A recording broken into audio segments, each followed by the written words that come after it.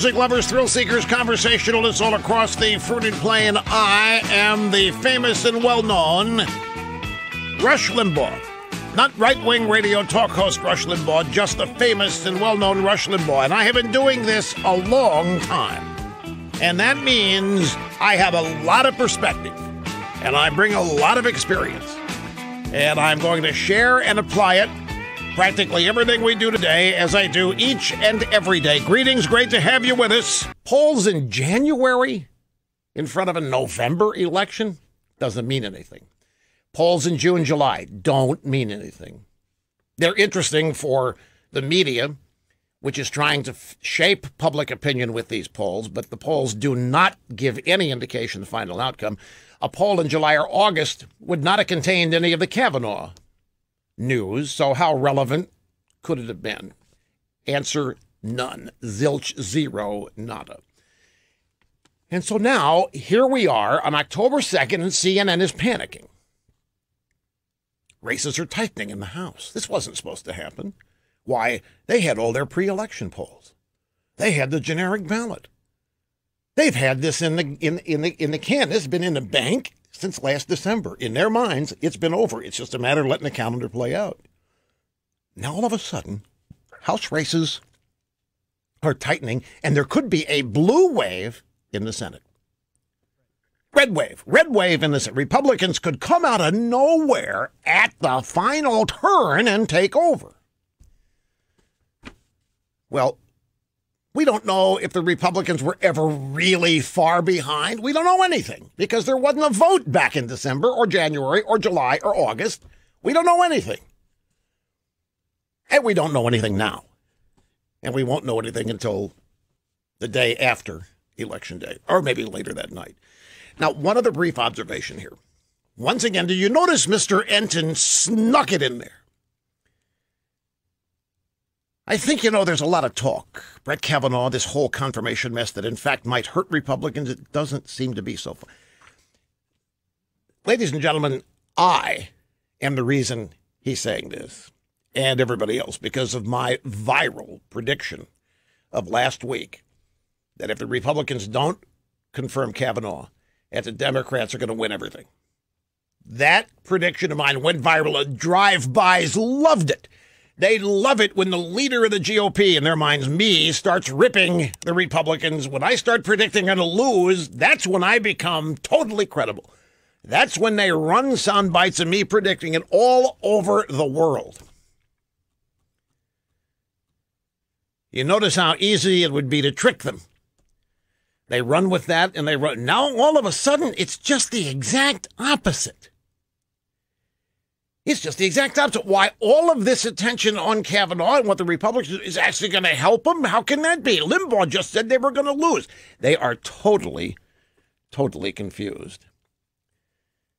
And as I said yesterday, what is the sense in saying that we have to lose in order to win? And people say, well, let Kavanaugh go down. That'll really fire him up. That'll fire everybody up. No. The way you get on the bandwagon, the way you get people on the bandwagon, the way you get people wanting to be on your team is win, including winning the Kavanaugh nomination. Now let's go to further news. It buttresses some of this. From thehill.com, red state Democrats face nightmare scenario on Kavanaugh. This article shows beyond a doubt the Democrats have brought up all of these unfounded sexual allegations, and now Kavanaugh. Do you realize the latest defense? The New York Times has run a story saying that Brett Kavanaugh threw ice on a fellow bar patron back in his days at Yale. He threw ice. This goes to show just how unfit for the Supreme Court Brett Kavanaugh is. Of course, the New York Times, when learning that Bill Clinton told Juanita Broaddrick, put a little ice on your lip, babe, while walking out of the room after allegedly raping her, they thought that was not worthy of being published or printed. That wasn't enough to that. I mean, put some ice on that lip, babe. Nah, no news there. But Kavanaugh throwing ice, allegedly, on a bar patron. Oh, stop the presses. The guy is evil. He is not qualified. So all these unfounded sexual allegations, they hope, ultimately, what all this has been about, hoping to force Kavanaugh to drop out. That's what they have, just like the Mueller investigation. Mueller investigation was designed to depress Trump's approval numbers so that Trump would have to resign because of total loss of support in Washington by Republicans. If they could get his approval numbers down to the 20s, because they succeeded in making everybody think that Trump cheated with the Russians, then Trump would lose all support, as Nixon did in the Watergate era, and have to resign. That was the objective, because there's no way they were going to impeach Trump. There's no way the Mueller investigation is going to lead to Trump being indicted. The only hope they had was to drive public approval for Trump way down the 20s and be done with him. What they're trying to do here is force Kavanaugh to resign from the nomination, withdraw, or to force Trump to withdraw. That and delay. They still hope that they can force Kavanaugh out. A second Democrat, this is from the article here at thehill.com, a second Democrat senator said there's widespread disbelief in the caucus that Kavanaugh is holding on. Quote, I just had a conversation with a colleague who said they couldn't believe he hasn't dropped out yet. That's a quote from an unnamed senator at the story at thehill.com. This isn't going well. David French at National Review, a never-Trumper, maybe the leader of the never-Trumpers, nevertheless has a piece claiming the Kavanaugh case is collapsing. The case against Kavanaugh is collapsing because the witnesses don't have any evidence. They've got no proof of anything. Swetnick, Ramirez, Ford, add it all up, and there's zero corroboration. And one of these women appears to be not all there. The Swetnick babe. Details forthcoming. So hoping Kavanaugh would withdraw, hoping Trump would pull the nomination has been one of the objectives here, along with delay. The story for thehill.com, Senate Democrats up for re-election this year in deep red states face a nightmare decision on how to handle Kavanaugh. Vulnerable Democrats are hoping Republicans will force him to withdraw his nomination, allowing them to avoid politically divisive votes. This is an important point. It has not been stressed enough. The Democrats thought that by running with every disgusting allegation they could find, no matter how unsubstantiated, they would be able to force Kavanaugh to drop out or force Trump to withdraw his name. It hasn't worked. Kavanaugh won't cave, and the number of arrows they have in their quiver is dwindling. The Democrats in the toughest positions are Senators Heidi Heitkamp of North Dakota, Joe Donnelly of Indiana, and Joe Manchin of West Virginia. Heitkamp and Manchin are undecided. Both are seeking another 6-year term in states that Trump won by double digits in 2016, and I'm back to the crowds that Trump is drawing. 92,000 requests for tickets. Johnson City, Tennessee, 20,000 people show up. People line up 2 days in advance to hope to get in. Kind of flies in the face of Trump's losing his luster out there. So Donnelly, Heitkamp, Manchin. Now you might say, well, where's Susan Collins? Well, Susan Collins is I want the FBI to investigate the gang rape allegation. They have been. The babe Swetnick is she's not withdrawing it, but she's, well, maybe Kavanaugh wasn't, but he was standing outside, and this is too big a coincidence. So she's pulling back on the allegation that he started and organized and then participated in the gang rapes. What more do you need, Miss Collins? She doesn't have any evidence. She's backing off of it. Avenatti's doing damage control now. Missouri Senator Claire McCaskill falls behind her Republican opponent after opposing Kavanaugh. Polling data doesn't suggest any of this is going to happen. Republican candidate in Missouri, Josh Hawley. McCaskill now far behind. One poll shows her far behind Hawley. According to the Federalist, the new poll by Remington Research Group, 48% said they're planning to vote for Hawley, 46% McCaskill. That is way below how McCaskill has been performing. The drive-by media, ladies and gentlemen, continuing to try to make this investigation that's supposed to be over in a week as confusing as possible. President Trump said back on Friday that he was leaving all this to the Senate. He totally backed away from it. Says, it's their problem. It's their issue. Let them handle it. But now the New York Times and the Washington Post, the rest of the drive-bys, are claiming the White House is calling the shots behind the scenes and expanding the scope of the FBI's inquiry. Made this point yesterday. New York Times could not wait to run the story. White House expanding inquiry. It came the same day we had a leak from Fox News that the FBI said they're ready to wrap up today. A lot of people reacting to that, by the way. Now, I have an article here at thehill.com that says the White House is denying everything. They're denying that they're calling the shots, and they're denying expanding the scope, and Trump did not expand the scope. He simply reacted at a rally to what the media is saying.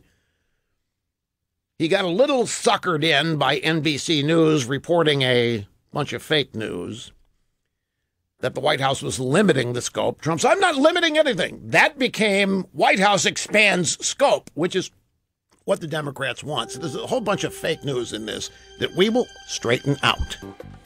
Headline, Kavanaugh questioned by police after bar fight in 1985. This is about the ice throwing incident. Kavanaugh was accused of throwing ice on someone for some unknown reason 33 years ago. This news was referred to the New York Times and FBI by this professor at North Carolina something or other university named Chad Luddington. He's a wine and cheese professor, I guess. Mr. Luddington's account does not match the police report on this incident. By the way, as an undergrad at Yale, Brett Kavanaugh was involved in an altercation at a local bar during which he was accused of throwing ice on another patron, according to the police report. The incident, which occurred in September 1985 during Kavanaugh's junior year, resulted in Kavanaugh and 4 other men being questioned by the New Haven cops. Kavanaugh not arrested. The police report stated that a 21-year-old man had accused Kavanaugh of throwing ice on him for some unknown reason. Again, I remind you about ice. Bear in mind, even though the New York Times had the story of Clinton allegedly raping Juanita Broaddrick in 1992 and telling her, put some ice on her busted lip, the New York Times refused to run it. They claimed it was the typical kind of garbage that comes up close to an election. So Juanita Broaddrick saying Clinton said, put some ice on that babe after allegedly raping her. Not big enough news for the New York Times. Brett Kavanaugh throwing ice allegedly on somebody at a bar. That stopped the press's news. A witness to the fight, the wine and cheese professor from North Carolina something or other university, Chad Luddington, said that Chris Dudley, a Yale basketball player who was friends with Kavanaugh, then threw a glass that hit the 21-year-old man in the ear, according to the police report, which was obtained by the New York Times. Ever intrepid, tracking down every detail. The report said the victim, Dom Casalino, was bleeding from the right ear, was treated at a hospital. A detective was notified of the incident 1:20 in the morning. Mr. Dudley denied it, according to the report. For his part, speaking to the officers, Kavanaugh didn't want to say if he threw ice or not, the police report said. Hope the FBI gets to the bottom of this, don't you? I'm on pins and needles here. Did he not throw ice on somebody? And if so, is that what we want as Supreme Court justice? Somebody threw ice on somebody back in 1985. Yeah, that's right. Is he going to next throw ice on Ruth Bader Ginsburg when he disagrees with her in Justice Sessions deciding cases? Is that what we can expect? And will Ginsburg even be awake? You know, she fell asleep during a State of the Union address one time and she had too much wine before the event. But that's, of course, that's not unmentionable. The outlines of the ice controversy first referred to in a statement on Sunday by the wine and cheese professor at North Carolina, Chad Ludington, one of Kavanaugh's college classmates, a member of the Yale basketball team. Anyway, that's how absurd this is. Other news, a New York Times reporter is a Yale lawyer who denounced Kavanaugh before reporting on him. The New York Times' latest attack piece on Kavanaugh, authored by a Yale law lecturer who previously denounced Kavanaugh on Twitter. The New York Times reported on Monday evening that Kavanaugh once threw ice on a guy at a bar, prompting a bar fight between the man and one of Kavanaugh's buddies. That's a terrible description of what happened. Even the New York Times says the other guy started it by cursing Kavanaugh and his friend for looking at him. Kavanaugh denied to the cops that he threw any ice anyway. The piece was co-authored by Emily Bazelon and Ben Protess, but it does not mention at least one of the authors had already decided in July that Kavanaugh was not fit for the court. Well, it's no surprise here. New York Times would have a biased reporter on the case. Somebody who knew Kavanaugh at Yale, hated him then, hates him now. Good. We'll assign that guy to the Kavanaugh case. Drive-bys caught up with Dianne Feinstein, who made it easy to be caught up with. She wanted to be caught with the media. And this was a question about the floor vote on Friday. The turtle, we have the soundbites. The turtle, for the turtle, he was on fire moments ago. Last night and just now, McConnell. And in fact, let's do those first. Grab audio soundbite. Let's play number 3. Let's set this up. This was yesterday me on my own show. This has got to be stopped because it's not real. The Democrats are allowed to make it up as they go. Submit names they want the FBI to talk to. Investigations don't work that way. FBI follows evidence, leads, and when they don't find anything, unlike Bob Mueller, they stop. Mueller's been looking for collusion with Trump and Russia for 2 years and hasn't found any, but he's still going, and that's exactly what this is going to be if somebody doesn't stand up and stop this. Somebody on the Senate Judiciary Committee needs to stand up, or Mitch McConnell needs to stand up and start vouching for the investigation that's taken place. There are 6 separate FBI background checks of Brett Kavanaugh. Somebody needs to speak up for him. Somebody needs to vouch for him. Somebody needs to stand up and say they have been thorough and they haven't found anything, or he wouldn't be where he is now, sitting on the D.C. Circuit Court of Appeals. But that's not happening. Well, but it is now. Late yesterday afternoon, Senate floor, here is the turtle. On top of its 6 prior investigations of Judge Kavanaugh, Democrats demanded a supplemental investigation. If you listen carefully, Mr. President, you can practically hear the sounds of the Democrats moving the goalposts. But their goal hadn't moved an inch, not an inch. The goal's been the same all along. The time for endless delay and obstruction has come to a close. Judge Kavanaugh's nomination is out of committee. We're considering it here on the floor.